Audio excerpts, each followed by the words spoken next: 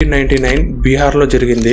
ఆ రోజు మధ్యాహ్నం 1:30కి బీహార్లో ఉన్న గోరబందా పోలీస్ స్టేషన్కి 45 ఏళ్ల వ్యక్తి టెన్షన్ పడుకుంటూ వచ్చి, నమస్తే సార్, నా పేరు అనుపమ రాయ్, నేను ఒక డాక్టర్ని, జంషెద్పూర్లో నా క్లినిక్ కూడా ఉంది, నేను ఇక్కడికి కంప్లైంట్ ఇవ్వడానికి వచ్చిన సార్ అని చెప్పిండు. అది విన్న పోలీసులు, ఓకే సార్, ముందైతే కూర్చోండి, ఎందుకంత టెన్షన్ పడుతున్నారు, అసలు ఏం జరిగిందో క్లియర్గా చెప్పండి అని చెప్పారు. అయితే అప్పుడు ఆ అనుపమ రాయ్, సార్ మా చెల్లి వాళ్ళది ఇదే విలేజ్, తన పేరు లక్కీ భౌమిక్, తనకి అరౌండ్ 40 years ఏజ్ ఉంటుంది, తన నుంచి కొన్ని నెలలుగా ఎలాంటి కాల్స్ లేవు, ఎలాంటి మెసేజెస్ కూడా లేవు సార్, వాళ్ళ ఇంటికి వెళ్తే కూడా లాక్ వేసి ఉంది, అంతేకాదు తనతో పాటు తన హస్బెండ్, 2 పిల్లలు అండ్ వాళ్ళతో పాటు మా మదర్ కూడా ఉంది, వీళ్ళందరూ కనిపించకుండా పోయారు సార్ అని ఒక మిస్సింగ్ కంప్లైంట్ ఇచ్చిండు. అయితే వెంటనే ఆ పోలీస్ వాళ్ళు ఆ కంప్లైంట్ ని రిజిస్టర్ చేసుకొని తనతో పాటు వాళ్ళ చెల్లి వాళ్ళ ఇంటికి వెళ్ళారు. అయితే ఆ ఇంటికి రీచ్ అవ్వగానే వాళ్ళ ఇంటి main gate and main door 2 lock వేసి ఉన్నాయి. అయితే ఆ కాంపౌండ్ వాళ్ళని జంప్ చేసి బ్యాక్ సైడ్ నుంచి ఏదైనా డోర్ తెరిచిందేమో అని తెలుసుకోవడం కోసం వెనక్కి వెళ్ళిర్రు. వెనక డోర్ కూడా లాక్ వేసి ఉంది. అయితే చుట్టుపక్కల వాళ్ళకి ఏమైనా చెప్పి వెళ్ళిర్రేమో అనుకుని వాళ్ళని కనుక్కోవడానికి అక్కడికి వెళ్ళి ఎంక్వైరీ చేసిర్రు. అయితే చుట్టుపక్కల వాళ్ళు చెప్పింది ఏంటంటే, వీళ్ళు కొన్ని నెలలుగా ఇంట్లో లేరు సార్, ఎక్కడికి వెళ్ళిర్రో ఏమో మాకేం చెప్పకుండా వెళ్ళిర్రు అని చెప్పారు. అక్కడ ఉన్న వాళ్ళందరూ వాళ్ళకి ఏమీ తెలియదు అని చెప్పేసరికి, ఒకవేళ ఇంట్లోకి వెళ్తే ఏదైనా తెలియవచ్చు అనుకొని వాళ్ళ ఇంటి మెయిన్ డోర్ కున్న లాక్ ని బ్రేక్ చేసుకుని లోపలికి వెళ్ళిర్రు. హాల్లోకి వెళ్ళంగానే వాళ్ళందరూ షాక్ అయిపోయారు. ఎందుకంటే హాల్లో ఉన్న గోడలకి మొత్తం రక్తపు మరకలు కనిపించినాయి. ఏదో డిఫరెంట్ స్మెల్ కూడా వచ్చింది. ఆ స్మెల్ ఎక్కడి నుంచి వచ్చిందా అని మొత్తం వెతుకుతున్నారు ఆ హాల్లో. అయితే ఆ హాల్లోనే ఒక మూలకి కొన్ని బట్టల కుప్పగా అనిపించింది. ఏమై ఉందని కొంచెం స్టిక్ తోటి జరపంగానే దాంట్లో మొత్తం రక్తపు మరకలే ఉన్నాయి. అంతేకాకుండా ఆ ఇంట్లో ఉన్న టెలిఫోన్ వైర్ ని కూడా ఎవరో కట్ చేసినట్టు కనిపించింది. వాళ్ళకి డౌట్ ఇంకాస్త ఎక్కువైంది. ఏదో జరిగే ఉంటుంది అనుకొని ఇంకా డీటెయిల్ గా వెతకడం స్టార్ట్ చేశారు. హాల్లో నుంచి బెడ్రూమ్ లకు ఎంటర్ అవ్వగానే బెడ్రూమ్ లో ఉన్న బీరువాని మొత్తం తెరిచి దాంట్లో ఉన్న వస్తువులని అవన్నీ కింద పడేసి చిందరవందరగా కనిపించింది. అది చూసిన తర్వాత ఖచ్చితంగా ఇది ఒక రాబరీ జరిగి ఉంటుంది అని అనుకున్నారు. కానీ ఒకవేళ రాబరీయే జరుగుంటే వాళ్ళ ఇంట్లో నుంచి వెళ్ళిపోయేటప్పుడు మెయిన్ డోర్ కి గేట్ కి లాక్ ఎందుకు వేస్తారని మళ్ళీ ఇంకొక డౌట్ వచ్చింది. సరే అని ఇంకా డీటెయిల్ గా వెతకడం స్టార్ట్ చేశారు. అలాగే బెడ్రూమ్ లో నుంచి కిచెన్ లకు ఎంటర్ కాగానే ఆ కిచెన్ లో ఒక ఐరన్ రాడ్, ఒక కత్తి కూడా కనిపించింది. దానికి కూడా రక్తపు మార్కలు కనిపించినాయి. వాళ్ళకి డౌట్ ఇంకాస్త ఎక్కువైంది. ఇంకేమైనా తెలుస్తుందేమో అనుకుని ఆ ఇంటి బయటికి వచ్చి మొత్తం అబ్జర్వ్ చేయడం స్టార్ట్ చేశారు. అయితే వీళ్ళు బయటికి వచ్చి అబ్జర్వ్ చేస్తున్నప్పుడు ఇంటికి సెప్టిక్ ట్యాంక్ లాంటిది ఒకటి ఉంటది కదా, దాని మీద కొంచెం కొత్తగా సిమెంట్ చేసినట్టు కనిపించింది. ఇల్లు పాతగా ఉంది, మరి ఇది ఎందుకు కొత్తగా చేసిరని వాళ్ళకి డౌట్ వచ్చింది. అంతేకాకుండా దాని పక్కనే bleaching powder packets, phenyl bottle, acid bottle కూడా కనిపించినాయి. ఇక్కడ కొత్తగా ఎందుకు ఉంది అని డౌట్ వచ్చి దాన్ని బ్రేక్ చేయడం స్టార్ట్ చేశారు. అట్లా బ్రేక్ చేసిన తర్వాత అందులో నుంచి ఒక మూట కనిపించింది. అది ఏముంటుందో అని ఓపెన్ చేసి చూసి అందరూ షాక్ అయిపోయారు. ఎందుకంటే ఒక మనిషి ఎముకలని ముక్కలు ముక్కలుగా నరికి అందులో పెట్టేసి పోయారు. అది చూసిన అనుపమ రాయ్ ఒక్కసారిగా గట్టిగా ఏడ్చుకుంటూ అరవడం స్టార్ట్ చేసిండు. 1999లో బీహార్ ని షేక్ చేసిన కేసు ఇది. అసలు ఆ మూటను అక్కడ ఎవరు పెట్టారు, ఆ ఇంట్లో వాళ్ళందరూ ఎక్కడికి వెళ్ళారు, అసలు ఆ రోజు ఆ ఇంట్లో ఏం జరిగింది అనే విషయాలు క్లియర్ గా ఈ వీడియోలో తెలుసుకుందాం. వీడియోని మాత్రం స్కిప్ చేయకుండా లాస్ట్ వరకు చూడండి.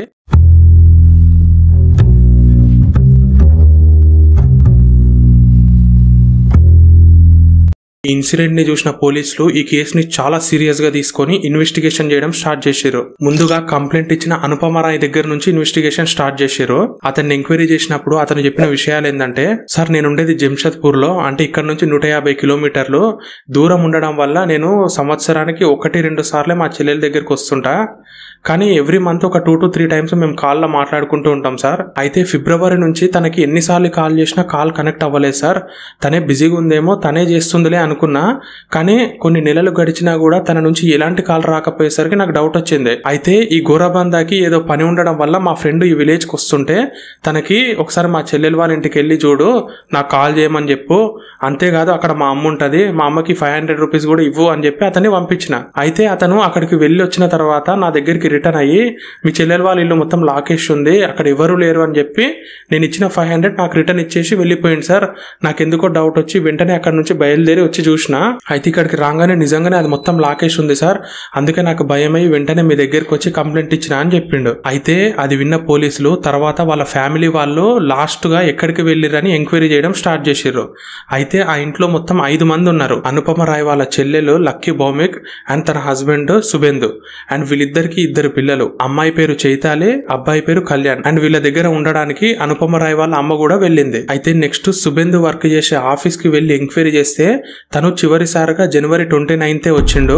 ఆ తర్వాత నుంచి ఆఫీస్కే రాలేదని చెప్పారు. ఆ తర్వాత కళ్యాణ్ చదువుతున్న స్కూల్ కి వెళ్ళి ఎంక్వైరీ చేస్తే తను కూడా జనవరి 29 వరకే స్కూల్ కి వచ్చిండు, తర్వాత రాలేదని చెప్పిండు. అలాగే చైతాలి చదువుతున్న కాలేజ్కి వెళ్ళి ఎంక్వైరీ చేస్తే తను చివరిసారిగా జనవరి 28 వరకే వచ్చింది, తర్వాత రాలేదని చెప్పారు. అండ్ అంతేకాదు జనవరి 29 వరకే వీళ్ళ ఇంట్లో ఉన్న టెలిఫోన్ వర్క్ చేసింది, ఆ తర్వాత కనెక్షన్ డిస్కనెక్ట్ అయిపోయింది. అంటే దీన్ని బట్టి వీళ్ళందరూ జనవరి 29 తర్వాతనే ఎక్కడికో వెళ్ళిరని క్లియర్ గా అర్థమైంది. అయితే చివరిసారిగా వీళ్ళని ఎవరైనా చూసిరేమో అని తెలుసుకోవడం కోసం ఆ ఇంటి చుట్టుపక్కల వాళ్ళని ఎంక్వైరీ చేయడం స్టార్ట్ చేశారు. అలా ఎంక్వైరీ చేస్తున్న టైంలోనే వీళ్ళకి ఒక కాల్ వచ్చింది. అదేంటంటే స్టార్టింగ్ లో వీళ్ళకి బోన్స్ దొరికినాయని చెప్పినా కదా, వాటి ఫారెన్సిక్ రిపోర్ట్స్ వచ్చినాయని ఒక కాల్ వచ్చింది. అండ్ ఆ రిపోర్ట్స్ లో తెలిసిన విషయం విని వీళ్ళందరూ షాక్ అయిపోయారు. ఎందుకంటే అక్కడ దొరికిన బోన్స్ ఒక పర్సన్వే కావు, అవన్నీ వీళ్ళ ఫ్యామిలీలో ఉంటున్న 4 మెంబర్స్వే అని. అండ్ ఆ 4 మెంబర్స్ ఎవరంటే చైతాలి వాళ్ళ అమ్మ, చైతాలి వాళ్ళ నాన్న అండ్ వాళ్ళ తమ్ముడు అండ్ వాళ్ళ అమ్మమ్మది. అందులో చైతాలి బోన్స్ మాత్రం మిస్ అయిపోయినాయి. అండ్ చైతాలి మీద అందరికి డౌట్ వచ్చింది. అండ్ అదే టైంలో వీళ్ళు ఎంక్వైరీ చేస్తున్న టైంలో చైతాలి అనే అమ్మాయి ఇక్కడ క్రికెట్ కోచింగ్ లో ఒక పర్సన్ ఉంటాడు రిజ్వాన్ అని, తనతో కలిసి ఉండడం నేను ఫిబ్రవరిలో చూసిన సార్ అని చెప్పారు. అది విన్న తర్వాత పోలీసులకి ఖచ్చితంగా వీళ్ళిద్దరికి ఈ కేసుకి సంబంధం ఉంది, వీళ్ళ ఫ్యామిలీ మెంబర్స్ కి ఏం జరిగిందో ఖచ్చితంగా చైతాలికి తెలిసే ఉంటది అనుకుని వాళ్ళిద్దరిని వెతకడం స్టార్ట్ చేశారు. అయితే ఎప్పుడైతే వాళ్ళని వెతుకుతున్నామని టాక్ బయటకు వచ్చిందో మరి వాళ్ళిద్దరు భయపడ్డారో ఏమో తెలియదు కానీ వాళ్ళిద్దరు వాళ్ళంతటా వాళ్ళే వచ్చి లొంగిపోయారు. లొంగిపోయిన తర్వాత ఆ రోజు ఆ ఇంట్లో ఏం జరిగిందో తెలుసుకోవడం కోసం వాళ్ళని ఒక దగ్గర కూర్చోబెట్టి ఇంటరాగేట్ చేయడం స్టార్ట్ చేశారు. ఆమెను ఇంటరాగేట్ చేస్తున్నప్పుడే భయంకరమైన విషయాలు బయటపడ్డాయి. అవేంటంటే చైతాలి వాళ్ళ ఫాదరు మంచి జాబ్ చేస్తుండేవాడు, బాగా డబ్బులు కూడా వస్తుండేవి, అందుకోసం వాళ్ళ పిల్లలకి ఫుల్ ఫ్రీడమ్ ఇచ్చిండు. కానీ చైతాలి అనే ఈ అమ్మాయి ఆ ఫ్రీడమ్ని కరెక్ట్ యూజ్ చేసుకోలేకపోయింది.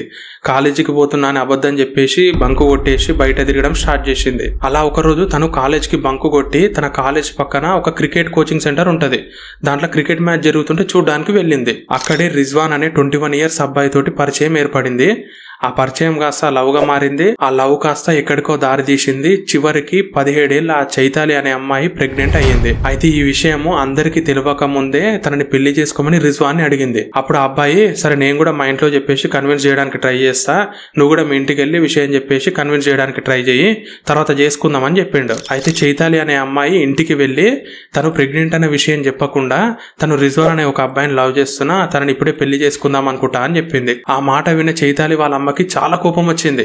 నీకు చదువుకోమని పంపిస్తే నువ్వు ఏం చేస్తున్నావు అని ఆమెని తిట్టడం స్టార్ట్ చేసింది. అండ్ వాళ్ళ అమ్మ తనని కొట్టింది కూడా. అంతేకాకుండా ఈ విషయాన్ని వెంటనే వాళ్ళ ఫాదర్ కి కూడా చెప్పింది.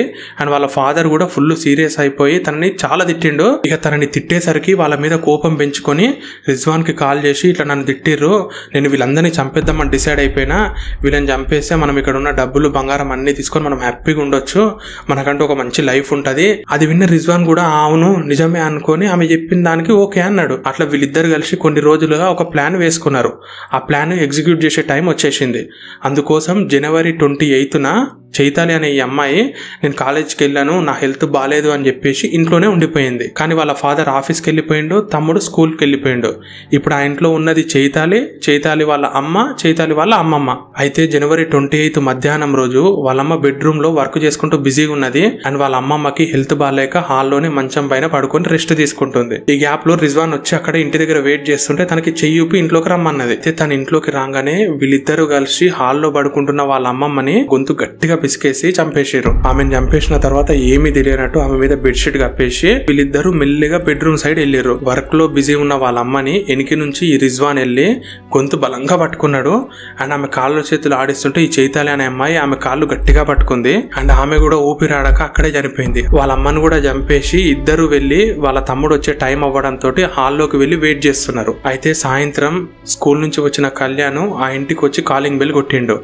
ఆ డోర్ తీసిన చైతాలి తనని కిచెన్ లోకి వెళ్లి నీకు ఒక సర్ప్రైజ్ ఇచ్చిన చూడమని పంపించింది. అలా వాళ్ళ తమ్ముడు కిచెన్ లోకి ఎంటర్ అవ్వగానే బ్యాక్ నుంచి వచ్చి రిజ్వాన్ అతని గొంతు కూడా గట్టిగా పట్టుకున్నాడు. అయితే గొంతును బలంగా పట్టుకునేసరికి అతను కాళ్ళు చేతులు ఆడించిండు.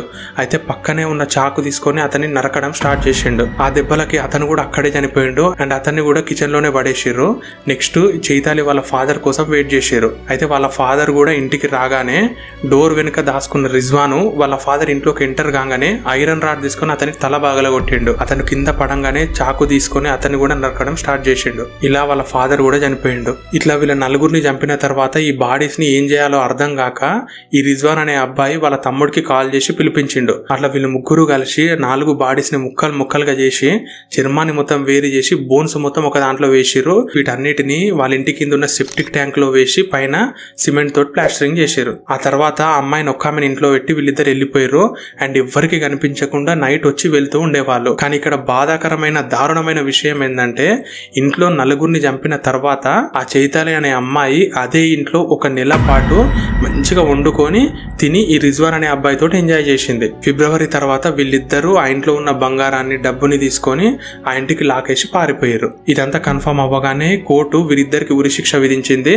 అండ్ వీళ్ళకి సపోర్ట్ చేసిన రిజ్వాన్ వాళ్ళ బ్రదర్ కి జీవిత ఖైదు చేసింది. అయితే వీళ్ళిద్దరూ మళ్ళీ జార్ఖండ్ కోర్టుకి అప్పీల్ చేసుకున్నారు. తెలుసు కదా మన న్యాయ వ్యవస్థ ఎంత బాగుంటుందో. అందుకు వీళ్ళకి 2004లో ఈ ఉరి శిక్షని జీవిత ఖైదుగా మార్చిరు. ఇంకో విషయం ఏంటంటే ఆ జైల్లోనే ఈ చైతాలి అనే అమ్మాయికి కొన్ని రోజుల తర్వాత ఒక మగపిల్లగాడు పుట్టిండు. ఆ అబ్బాయికి 2 సంవత్సరాలు వచ్చేదాకా ఈ చైతాలితోటే ఉండనిచ్చి 2 సంవత్సరాల తర్వాత రిజ్వాన్ వాళ్ళ అమ్మకి ఆ అబ్బాయిని అప్పగించేసారు. సో ఈ కేసు కంప్లీట్ డీటెయిల్స్ ఇది. ఒక చెత్త అమ్మాయి చదువుకోవాల్సిన టైంలో చదువుకోకుండా అడ్డగోలుగా తిరిగి ఆమె తప్పు చేసి అన్యాయంగా 4 కుటుంబ సభ్యులను చంపింది. సరే ఆమె స్కూల్కి వెళ్ళి చదువుకోవడం శాతగాకున్నా కూడా ఆ ఇంట్లో వాళ్ళు చెప్పిన మాటనన్నా వినాల్సిందే. వింటే కొద్దిగా హ్యాపీగా తన ఫ్యామిలీతోటి హ్యాపీగా ఉండేది. అసలు ఇలాంటి అమ్మాయిలని ఏమనాలో నాకైతే తెలియదు, మీరే చెప్పండి. సో ఈ కేసు గురించి కంప్లీట్గా విన్న తర్వాత ఇక్కడ తప్పు ఎక్కడ జరిగింది అండ్ ఇక్కడ ఈ అమ్మాయి చేసిన తప్పుకి ఏం చేసి ఉంటే బాగుండేది అనేది ఖచ్చితంగా కామెంట్ చేయండి. సో ఇంకా ఇలాంటి రియల్ కేసెస్ గురించి తెలుసుకోవాలని ఇంట్రెస్ట్ ఉంటే మన ఛానల్ని సబ్స్క్రైబ్ చేసుకోండి. అండ్ క్రైమ్ కేసెస్ గురించి, ఇన్వెస్టిగేషన్ కేసెస్ గురించి తెలుసుకోవాలని ఇంట్రెస్ట్ ఉన్న వాళ్ళకి మాత్రమే ఈ వీడియోని షేర్ చేయండి. నెక్స్ట్ వేరే కేసుతో మీ ముందుకు వస్తా. బాయ్.